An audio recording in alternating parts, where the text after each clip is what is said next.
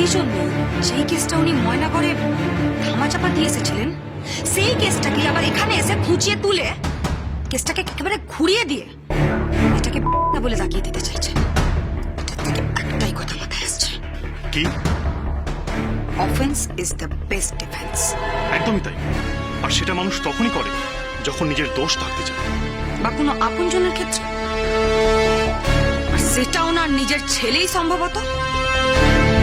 কিন্তু সেটা কি করে প্রমাণ করা যাবে?